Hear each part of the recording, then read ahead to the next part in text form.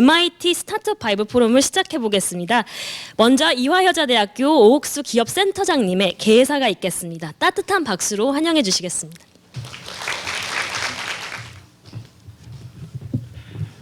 네, 반갑습니다. 이화여자대학교 기업가센터장을 맡고 있는 오옥수입니다. 저는 이렇게 많은 남성 앞에서 말을 해본 적이 없어가지고 지금 이제 울림증이 있는데 저는 우리 학생들이 많이 참여할 줄 알고 생각을 했었는데 이렇게 너무나 많은 외부에서 참여해 주셔가지고 너무나 감사드리고요. 일단 저희 기업가센터로서는 지금 이제 MIT하고 같이 처음 행사로서 스타트업을 주제로 같이 하게 돼가지고 정말 그냥 감사하게 생각하고요. 처음에 제가 생각했던 것은 우리 학생들이 많이 올 줄 알고 사실은 저희 학생들한테 이런 기업가 정신을 주기 위해서 저희가 구상을 많이 했었습니다. 왜냐하면 우리 학생들은 기본적으로 이제 창업보다는 취업 쪽에 좀 더 관심이 많기 때문에 그러한 부분을 이러한 포럼을 통해 가지고 좀 더 친숙하게 다가갈 수 있는 그러한 것들을 마련해 보자고 이 자리를 만들었습니다. 그래서 사실은 이제 개회사도 거기에 맞춰서 했는데 이렇게 보니까 사실은 조금 너무나 저보다 훨씬 더 스타트업에 대해 너무너무 잘 아시는 분들이 많이 앉아 계셔 가지고 그런 부분은 좀 설명이 필요 없을 것 같아요. 어쨌든 저희가 바라는 것은 지금 이제 우리 이제 학생들도 있기 때문에 결국은 지금 원래 준비한 멘트는 뭐냐면은 이제 그냥 직장에 들어가 가지고 연봉 3천만 원 받고 싶으냐 아니면은 연봉 3천만 원, 3,500만 원을 주는 CEO가 되어 가지고 월급을 주는 사람이 되고 싶으냐는 쪽으로 준비를 했거든요. 했는데 이게 전혀 필요가 없을 것 같습니다. 어쨌든 외부에서 많이 오셔가지고 정말 감사드리고 이 기회를 통해 가지고 우리 본교뿐만이 아니고 우리나라에서 스타트업이 좀 더 이렇게 이제 부흥될 수 있는 그러한 기회가 되기를 바랍니다. 시작하기 앞서 가지고 저희 오늘 포럼을 위해 가지고 정말 멀리서 어렵게 시간을 내서 오신 분 이제 우리 MIT의 빌 올렛 교수님하고요. 그리고 이제 MIT의 센터장인 어딘 베시무프 센터장님하고 그리고 김형수 대표님에 정말 감사드리고요. 그러면 지금부터 스타트업 포럼을 시작하도록 하겠습니다. 네, 감사합니다.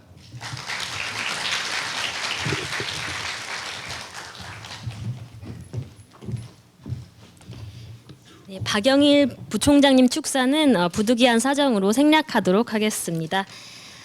이제는 오늘의 주인공이시죠. 세계적인 스타트업 대가, MIT 스타트업 바이블의 저자이시자 MIT 공대 벤처센터를 전두지휘하고 계시는 빌 올렛 교수님을 앞으로 모시겠습니다. 큰 박수로 환영해 주시기 바랍니다. 안녕하세요. That's almost all the Korean I know. So welcome. It's a real pleasure to be here. My name is Bill Aulet, and I'm an accidental academic, but I'm an entrepreneur by design. I started out going to college, probably much like you all, not knowing what I wanted to do. And actually, I knew what I wanted to do. I wanted to be a professional basketball player. But I wasn't good enough to do that, as you can probably see. And then I worked at a big company for 11 years, a company called IBM, which at the time was the most respected company in the world, and it was a great honor. And my parents were very proud of me that I worked at a company like IBM because I had a job for life. After 11 years of working at IBM, I had some terrific times, and I came upon this thing called entrepreneurship because I joined IBM in 1980. Actually, 1981. Yes, I really am that old. And I got to see the beginning of the personal computer revolution and people like Steve Jobs, Mitch Kapor, Bill Gates just go out of nowhere and become very, very successful. And what impressed me was how, at this point, anybody could do that. Business wasn't just for boring old white people. Business was something that anybody could do, even cool people. And that's what I wanted to do. So I left IBM in 1994. And I'll never forget 1994. How many of you were not even born in 1994? Most of you, is that right? But at that point, entrepreneurship wasn't a cool thing at all. People went up to my mother and said, "What happened to Bill? He was such a nice boy." And they thought that because I became an entrepreneur, something had gone wrong. But I knew that that's what I wanted to do. And I cannot tell you what a great decision that was. Today, my friends who stayed at IBM all wish they had followed my path. It wasn't easy at all. It was really, really hard. There were a lot of moments of self-doubt and self-reflection to say, wow. But it was so worth it in the end. And because when you're an entrepreneur, you control your own destiny. And that's what you want. You not only control your own destiny in that you create the job you want, doing what you want, you also change the world in ways that it's much harder for you to do otherwise. So I'm a huge proponent of entrepreneurship. I'm a huge proponent of entrepreneurship as being a very noble field and profession. I understand in Korea, it's new. It's not as established. It wasn't always new, and when I grew up, it's probably very similar to what it is now in Korea.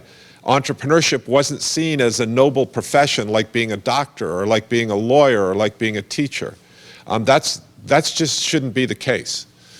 We need entrepreneurs. The world faces intractable problems in energy, healthcare,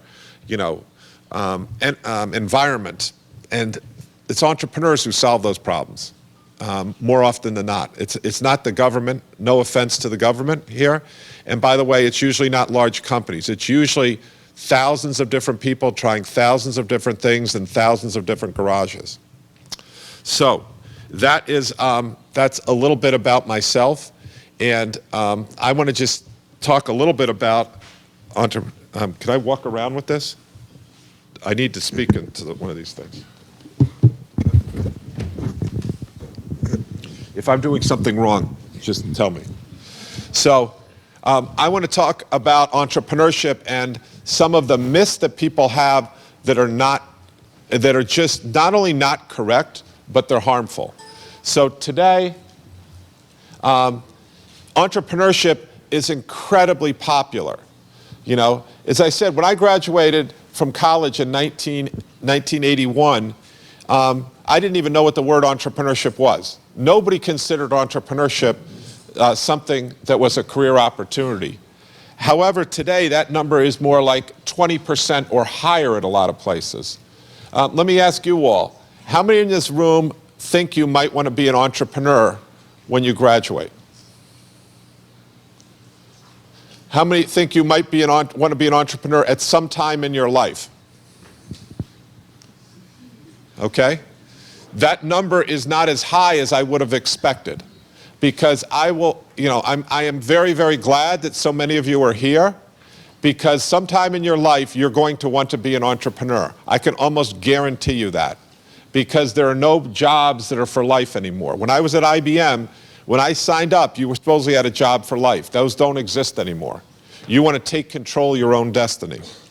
So entrepreneurship is incredibly popular. Governments are talking about it. There isn't a week that goes by that someone doesn't come to our center at MIT and say, tell us about how we can create more entrepreneurs. China, we get one a week from China now. Tell us how to be entrepreneurs. But that's not the only place at all. But the question is, when you're an engineer, I'm a fake engineer, because I have an engineering degree from Harvard, which people at MIT think is very funny, because it's not an engineering school by their standards. But the first thing when you solve a problem is you define your terms. And the question is, what do people mean by entrepreneurship? And this is an interesting question. And from what I understand, is there even a word in Korean that means entrepreneurship? It sounds like that's not clear whether there's a specific word like there is in entrepreneurship. Startup is an understood term more so. But let's just talk about this person that people call an entrepreneur, okay? So the first thing is that people believe that entrepreneurs are mercurial individualists. They're kind of ruthless and they run over other people. This is not true, all right? It might be true for a few people, but the data shows that individuals are not likely to be nearly as successful as people who have teams. The Ed Roberts research at MIT showed that people who want to start companies with 2 people are much more likely to be successful than people who start companies as solo, as individuals. People with 3 are more likely to be successful than 2. So that doesn't mean that you should just go find the next person and start a company. You have to try to find someone who's compatible with you, and then your odds to be successful go up significantly. And you want to find someone who has complementary skills to you, not just someone who's exactly like you. The old thing is, tall people hire tall people, short people hire short people. You've got to get people who have different skill sets, but you share a common vision and you share common values. So the first one is, entrepreneurship is not an individual sport, it is a team sport. This is really, really important, because as I talk about in entrepreneurship over and over again, people believe that, by the way, is there a clock here so I know how much time I have left? You'll give me time? All right, just give me at 10 minutes, then I can. People think that entrepreneurship is all about the idea. The idea is the single most overrated thing in entrepreneurship. Let me repeat that. The idea is the single most overrated thing in entrepreneurship. Ideas are a dime a dozen. Yeah, you need one to get a company going. But what's more important is that you have a process that you analyze that idea and you change that idea over time. The idea of having a website where you could do search. Well, guess what? There were a lot of people who did that before Google. The idea wasn't novel at all.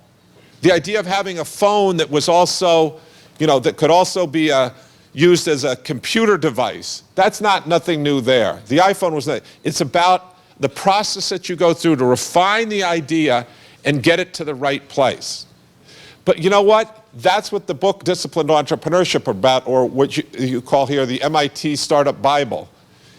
But what's even more important that I just kind of talk about there is getting the right team. Getting someone else on your team to execute that process so that your idea becomes a reality. So the team actually is critically important. I would argue the most important thing that you could about a startup. When I look at startups and say, which ones will be successful? I look at the teams and look at how does a team interact? Do they give each other energy? Do they have complementary skills? So the first myth that I want to bust right here is that entrepreneurship is about mercurial individualists. It's not. It's a team sport. You can try to do it by yourself, but your odds of success are much, much lower.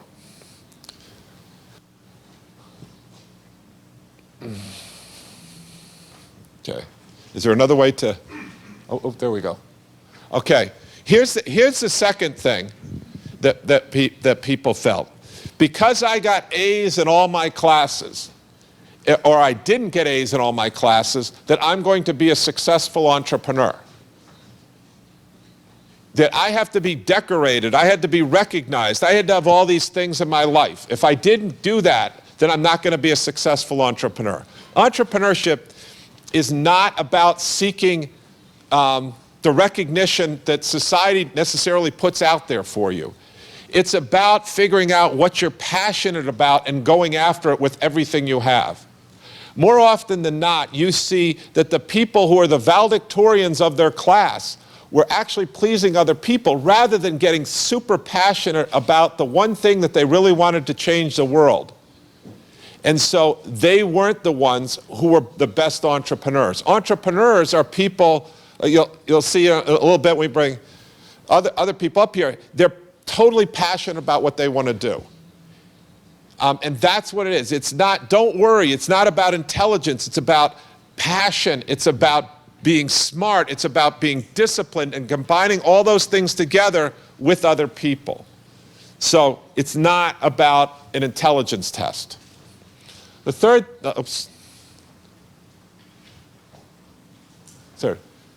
This is the other one that people talk about. Entrepreneurs are born.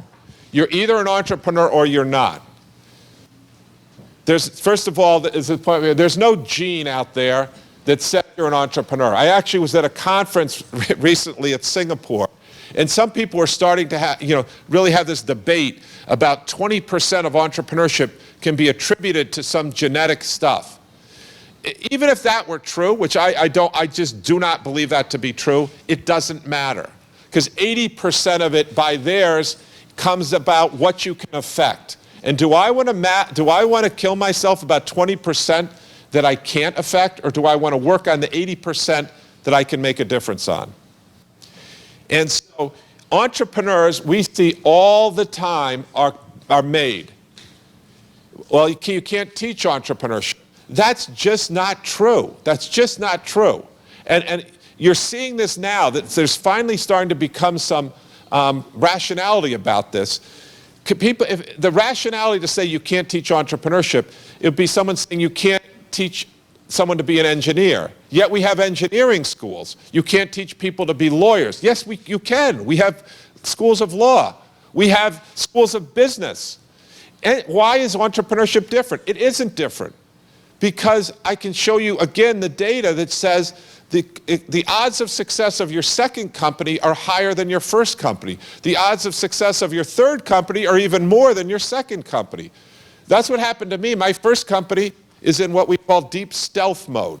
That means it failed. But the next company was successful, and my third company was really successful. Now, I genetically did not change one bit. In fact, my intelligence went down. Just ask my wife and kids.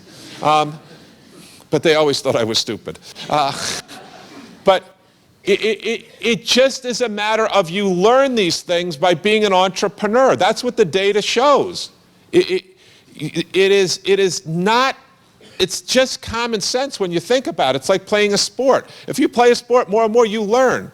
But what you need to do is you need to be intelligent about that. You need to combine theory with practice. Theory with practice. I play, and then I go get some advice. I look at what I did, and I analyze it. I reflect. I come back, and I try it again. It's this theory to practice, back and forth, just like in medicine. There's nothing new here. So why do people think entrepreneurship is magic? It isn't magic. You can learn how to be an entrepreneur. Okay.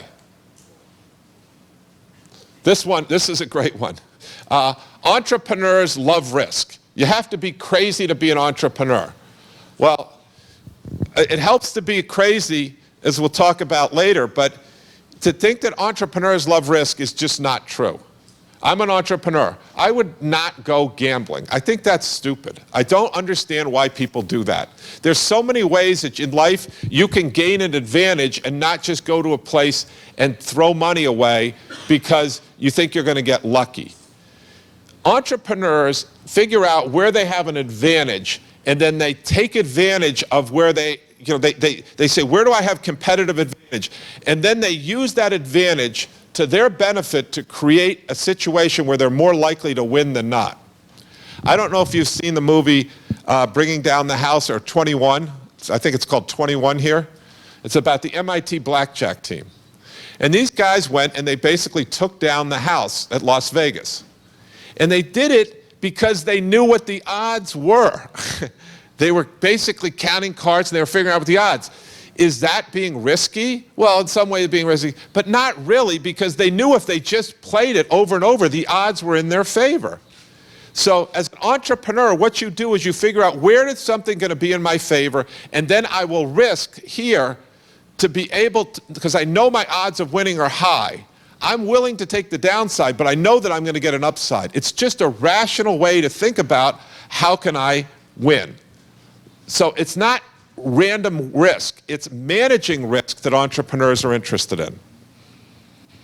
Number 5.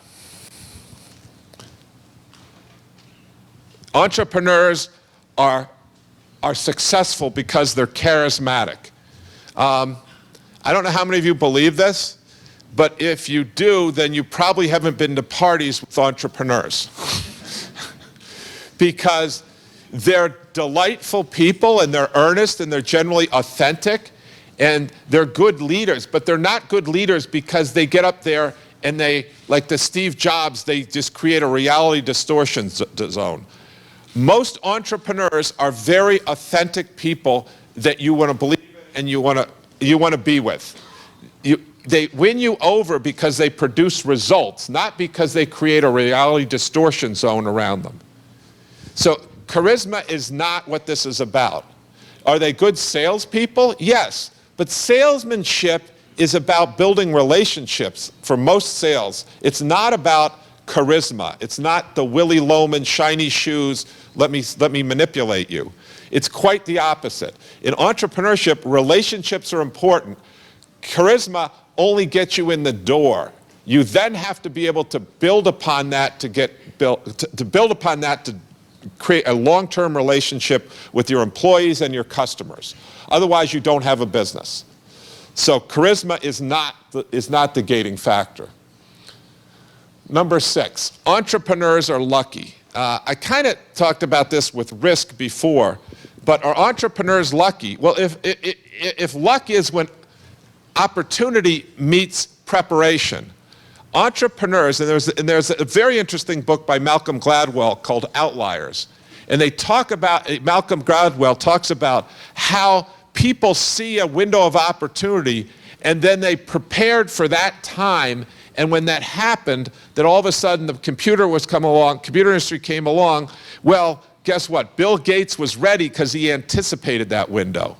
Bill Joy was there because he anticipated it, and they spent thousands of hours getting ready for that opportunity. And it's the same thing when you see in sports. There's a great football player named Tom Brady. I don't know how many of you know about Tom Brady, but he's acknowledged now to be, if not the greatest quarterback of all time, one of the greatest. And people say he was lucky because the person in front of him got hurt.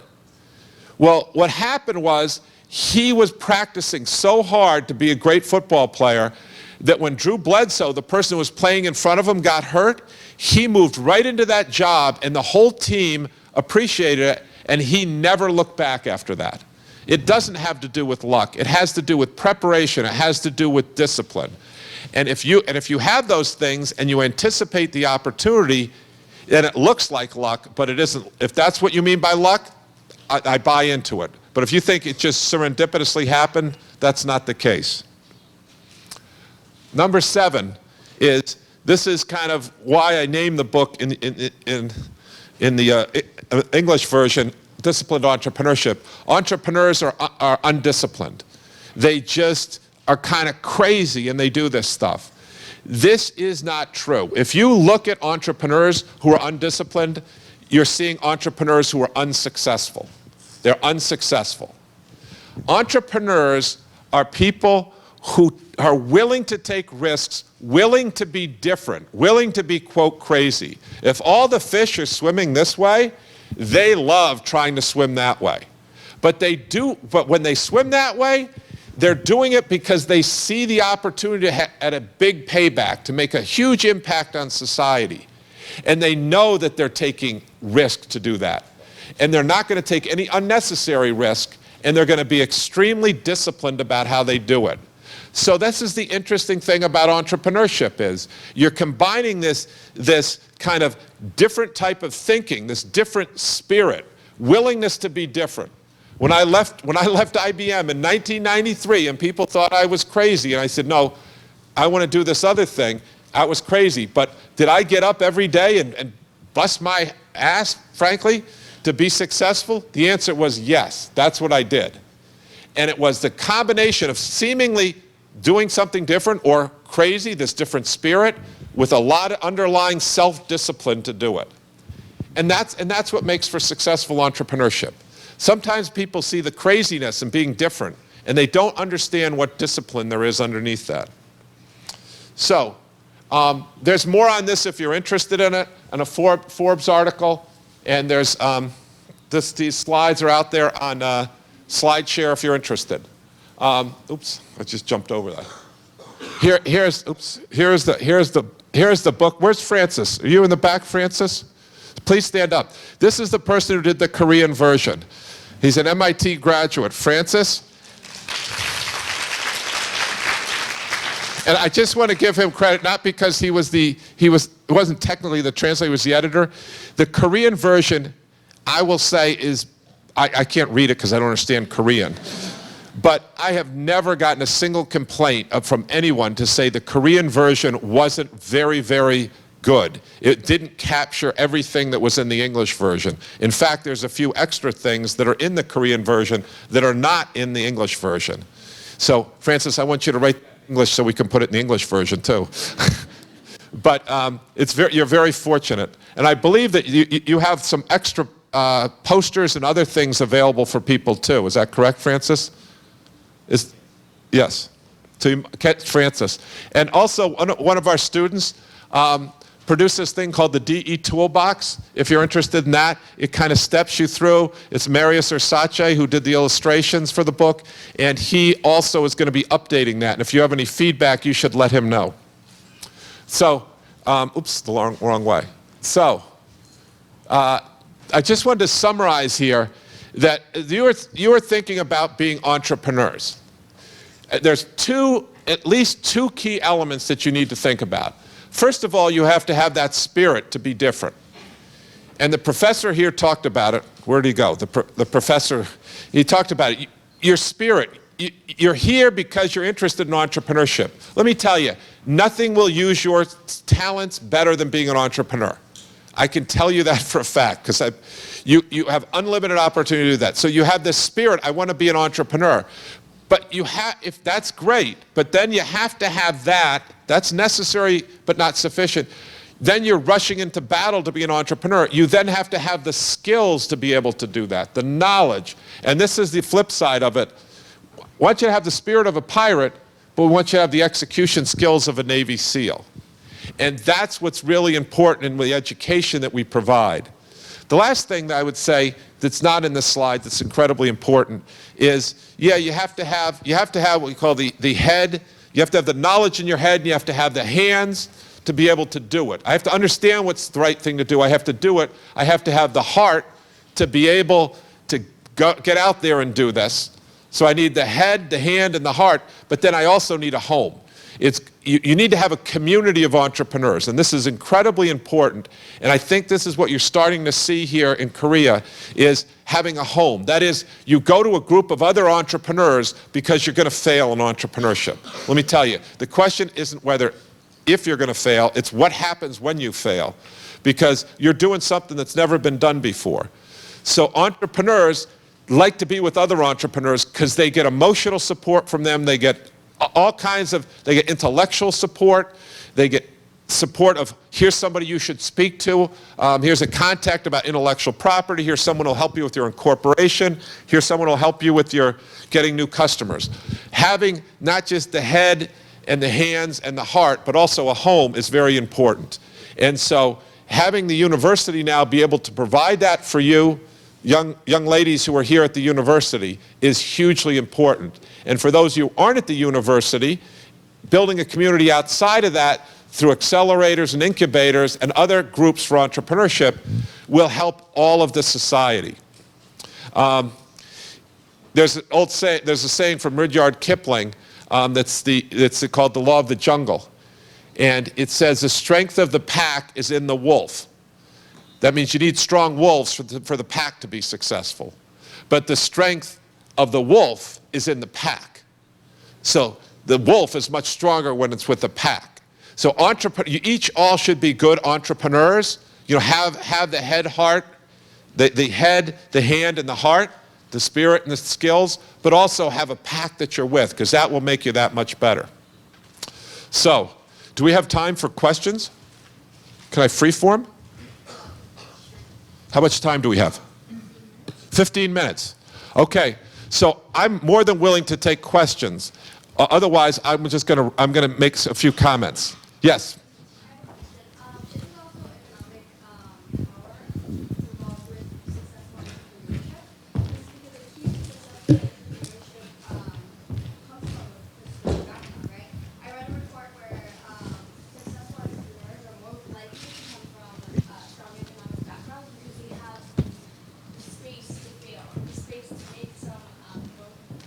Manage risks. Yes, yes.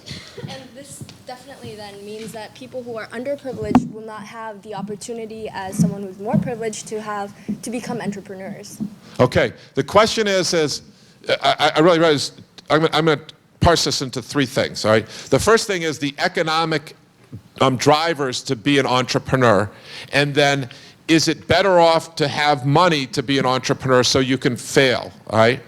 All right, so the first one is, if you're thinking of being an entrepreneur to make money, that's the wrong way. That's the wrong way to think about it. Will you make a lot of money? The answer is probably you will. You know, but when I became an entrepreneur, I did it because I just had to do it. I saw these other people doing it, and to me, it was just something I had to do. To me, I was a basketball player. I felt it's the greatest thing. I could get up every day and I could get excited. What was the alternative? I could go interview for jobs and work for these people for things that I kind of believed in. That was the kind of best case scenario. Or I could go out and create the job that I really wanted. So being an entrepreneur is not something you do for economic reasons, but if you're passionate about it, you will actually turn out making much more in the long term. So that's not really the question you asked, but I did want to say that. The second part of the question, I've seen these studies, and I find them very interesting. People say, you know, you have to have money to be an entrepreneur. You have to have money to be an entrepreneur. Yeah, you have to be able to get access to money. And a lot of one of the myths that's out there is that, you know, all these companies are started by really young people. You know, to be an entrepreneur, you have to be like Mark Zuckerberg and drop out of college. The average age of successful entrepreneurs is more in the 30s. That's just not true. It's not. You start a company when you're young, that's a good experience. The odds of success are much lower. It's your first time through. You don't really know how to manage people. I have seen almost the opposite of what you're saying in our experience at MIT. The study, I know what they're saying in the study, and I have to dig into it to really understand. But what we found is that if you come to our classes, so a little interesting story. So David Cameron, the Prime Minister of the United Kingdom, was coming to MIT, this about 2 years ago. And he wanted to come and he wanted to set up a diverse group of people. He wanted to set up a round table with people, entrepreneurs, to talk to them. And they said, can you get a diverse group? I said, I can get you a very diverse group. But there's probably one group I can't get you. And they said, well, what is it? Is it Muslim women? I said, no, I can get you lots of Muslim women. And they said, well, what is it? I said, I can get you Africans, I can get you Chinese, I can get you anything you want. The hard thing that I can't get in my classes right now at MIT is white Anglo-Saxon Protestant males. Because entrepreneurship's really hard. It's really hard. And if you look at our classes, immigrants dominate new startups, innovation-driven startups. And this is kind of an interesting question here in Korea, is new startups are dominated, I shouldn't say dominated, statistically much higher likelihood for us, for sure, that immigrants start companies. And there's a saying we talk about a lot, or Dee and I joke about it, is hungry dogs hunt best. Hungry dogs hunt best. And there's two types of entrepreneurship. There's entrepreneurship by opportunity. I see an opportunity and I run after it. And there's entrepreneurship by necessity. And it turns out that either of those can work, but entrepreneurship requires a drive, a persistence to pursue it. And so interestingly, I get to roll through these numbers. And there's Scott Stearns, a colleague of mine, and he said some of this stuff too. And I just don't see that at a visceral level. I see that hungry dogs hunt best. And the people who have comfort don't fight through the hard things that you need to do to be a startup. Because being in a startup is not easy. Just let me be clear. Being in a startup, if you want to go to a startup, don't do it for the money and don't do it because it's easy. Do it because you want to change the world. Do it because you want to have a job you go to that you love every day. Do it because you want to, you want those people next to you to be like the book Boys on the Boat. You want to go to work and you want to be motivated every day. You want to grow to be the best person you can. Do it for that reason. And those other things will follow. But don't do it for the money and don't do it because it's easy. And the analogy I have, which many of you in this room will not understand at all, but I'm going to tell you anyway, and maybe someday you'll understand it, or you can go ask your parents, is that being a startup is like having a kid. If you ever knew how much work it was to have a kid, and all the pain that goes with having a kid, like your friends are going out and they're having fun and they're partying, and you're sitting at home wiping the bottom of this person. and they're waking you up in the middle of the night, and you're frustrated, and they won't do their homework, and then they won't listen to you, and they tell you you're stupid. Maybe it's different in Korea. But you'd say you would never have a kid. You'd say that is like impossible. Why would anyone ever have a kid? Because it's frightening. Yet if you have a kid, no one can tell you how rewarding it is to have a kid. It is so worth it to have a kid. Well, most of the time. But it's so worth it. And that's what entrepreneurship is like. Because I used to get the call from IBM, hey, are you done with this entrepreneurship thing? Are you ready to come back? You know, your first one didn't do very well, Bill. You know, you didn't know that. It's like, no, you don't understand. I'm not coming back. This isn't about money. This is just what I love to do. So, I don't know if I answered your question. Did I answer your question? You're being polite. I have to read the whole research report to go through that. I just viscerally don't buy that. I buy hungry dogs hunt best, and entrepreneurship is really hard. And I see it every day in a classroom, and you can talk to our students and ask them. And by the way, that's why MIT is so good at entrepreneurship.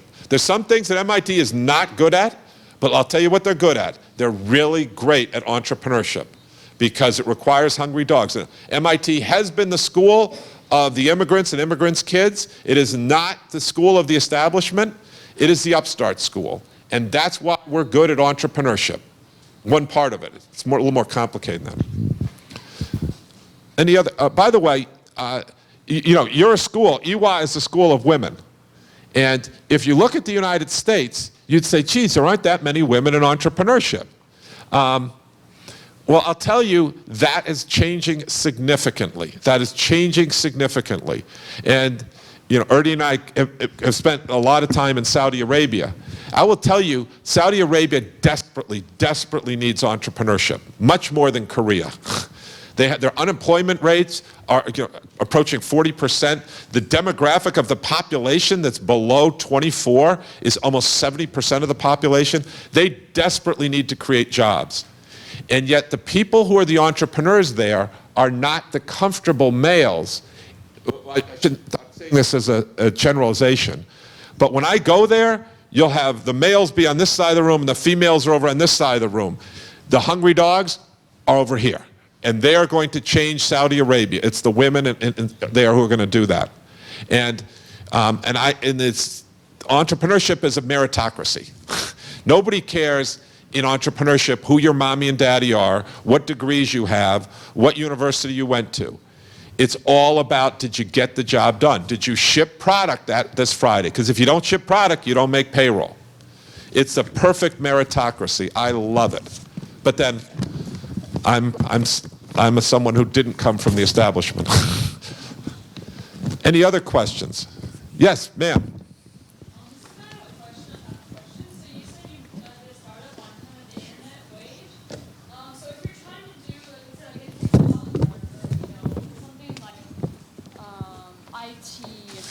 How do you kind of catch, you know, where the trend is? Because technology, it comes and goes so fast. Yeah. You know, we had like MySpace back in the early 2000s, and it's gone now. So how do you really catch the trend in such a way that you can sustain your development and your growth of your company without going out of trend? You know, what did you do at first, and then what did you do for your second company to catch that? Yeah. You know, the trend. Really good question. Your American English is excellent. I'm American. I was guessing you weren't Korean. Yeah. It's good the way you welcome immigrants here. Thank you. Thank you, Korea. So, by the way, do you go to school here? No, I graduated from Yonsei University, bachelor's degree. Okay. But I work on this campus at a corporation in the incubator. Okay, great. So this is a great question. Is how do I time things? You know, is now the time to do a social network? Well, probably not, because that battle seems to be over. Although you could have said the same thing about search engine optimization, you know, search engines before, and Google went in there. But it's pretty hard. One of the challenges is, how do you get timing right? And the way that you get timing right is you have to do what we call primary market research as opposed to secondary market research.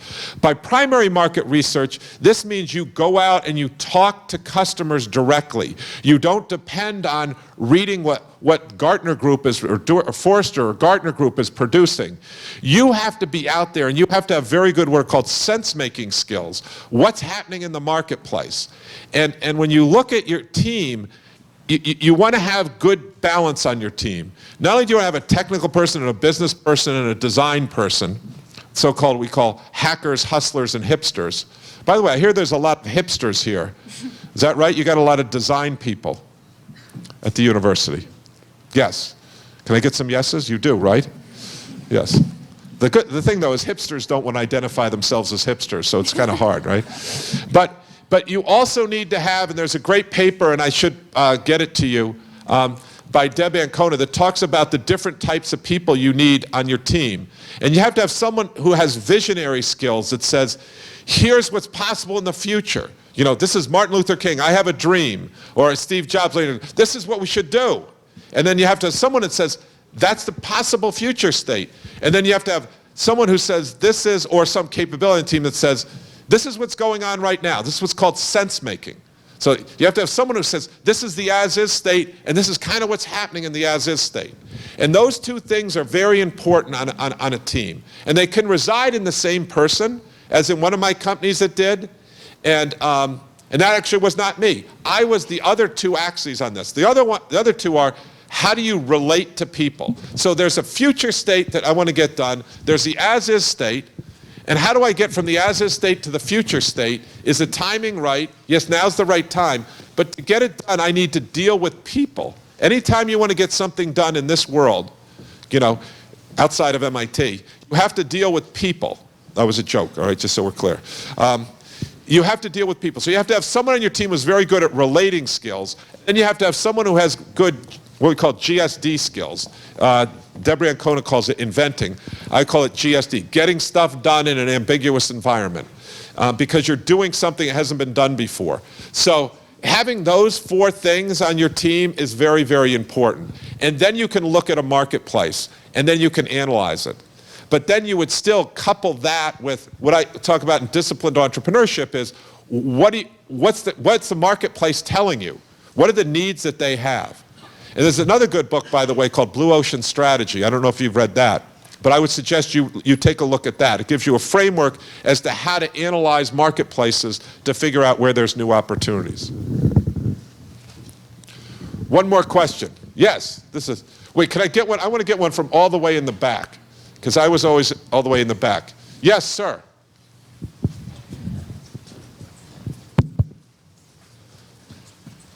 This is awesome, by the way, because in the past, people said, "Oh, you'll never go to an Asian place and get people to ask you questions."